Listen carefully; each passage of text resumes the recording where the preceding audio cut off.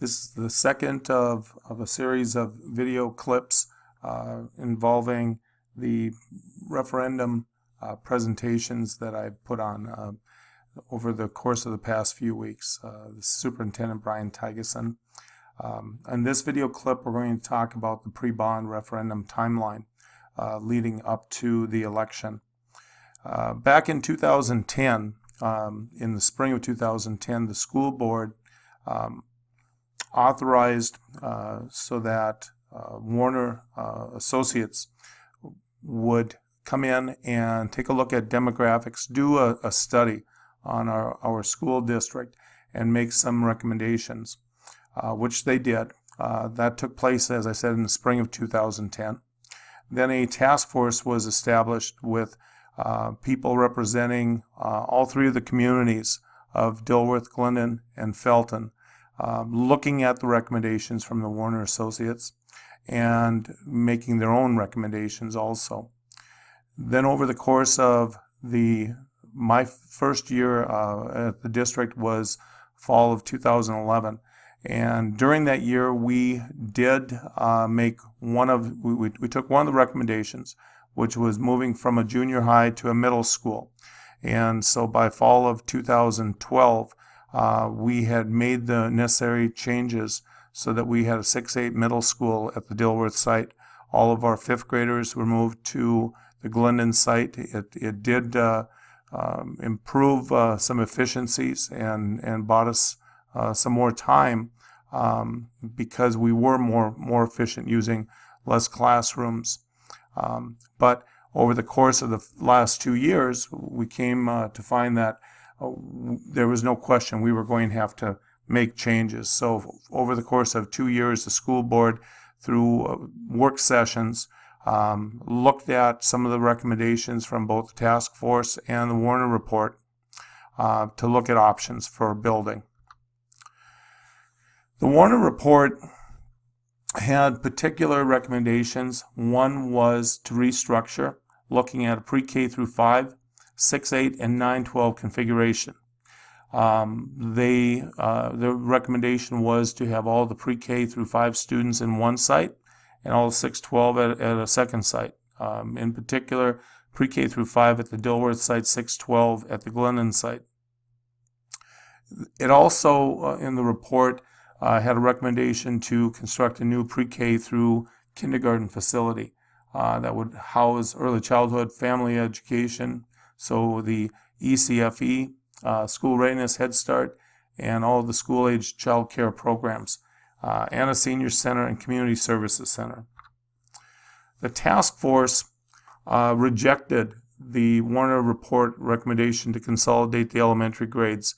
There was quite a bit of discussion about making sure that we keep elementaries in the communities in their report. They also looked at 3 options for construction of a new facility. One, looking at an early childhood facility. Second, a middle school, a new middle school. Third, construction both looking shorter term. And when we talk about short term in as far as public schools, we're talking about 15 years is really short term. Short term, early childhood, long term, middle school. So these were the recommendations back in 2010 from between the Warner report and the task force that was created, composed of people from Dilworth, Glendon, and Felton. Now, based on those recommendations, over the course of the past couple of years, the school board, the DGF school board, looked at putting together some foundation principles that would really establish the prioritization.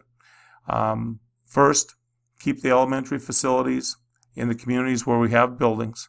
So at both Glendon and at Dilworth, we would maintain elementary programming. Maximize usage of existing facilities.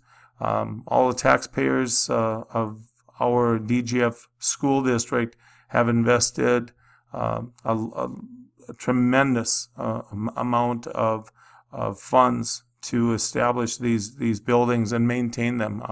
We have great facilities, and it's important that we continue utilizing our existing facilities. And third, maximize opportunities to expand facility safety and security. We're always looking at ways as technologies change, as there's other opportunities to enhance our facilities, to make them safer for our student body and all of our community. We want to always look at that. For any new facility, when selecting the site and grade combination, this was a key piece, looking to expand programming without taking away from existing. In other words, if currently we have elementaries in both Glendon and at Dilworth, we have a middle school at the Dilworth site, we have high school at the Glendon site. So this is making sure that we're looking at keeping our high school where it is, keeping our middle school in the community where it is. So if there's ways of doing this as we look to expand programming and facilities, this was a major component as we've had discussions. And last, as we look for new facilities, creating new facilities, look to place the facility in locations where it would maximize fiscal efficiency. And so much of that is based on the infrastructure costs to put up a facility. During this past year, July through August of 2014, meetings were held with both mayors of Glendon and Dilworth so that we could provide information on what the plans were looking at as far as a new facility. We wanted both mayors to be well aware of what we were looking to do, and so that we could have some discussions on potential infrastructure issues that may be important.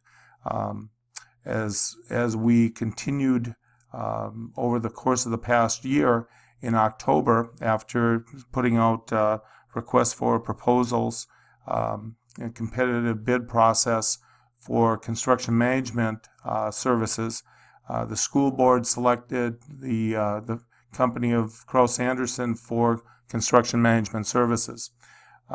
In January, as a next step, the school board selected the DLR group out of the Twin Cities and LJA out of Fargo for architectural and engineering services.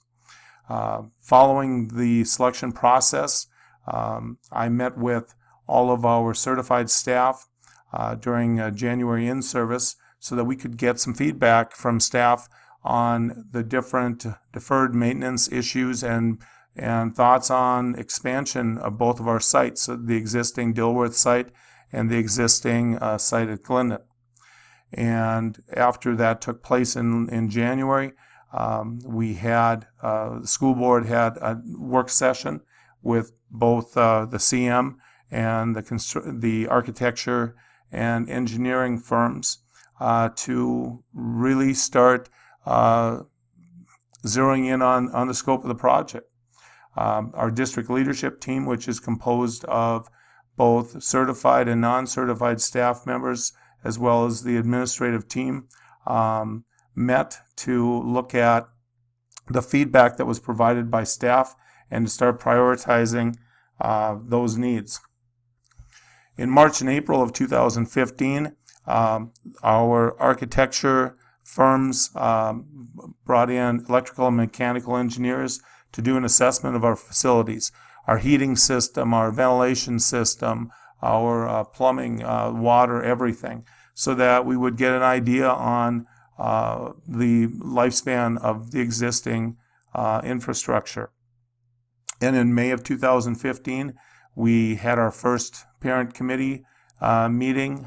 We asked all of the school board members and our building administrators to give me a list of parents that have been active, proactive within at their facilities, and see if we can go through this list of what we were looking at for prioritization on deferred maintenance on the expansion plans and to get some feedback from the parents.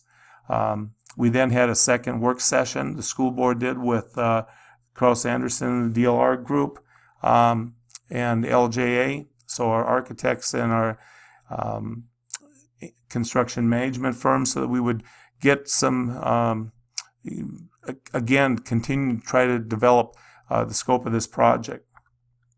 And finally, in July through June, as we continued really bringing in the scope of the project, by the time we hit July of 2015 is when the school board went forward with the resolution, both for review and comment, and also the resolution to bring the ballot election question that is before all of us as stakeholders for the November 3rd vote. Thank you very much. This is conclusion of the pre-bond referendum timeline in the series of the different components of the public meetings that we've had.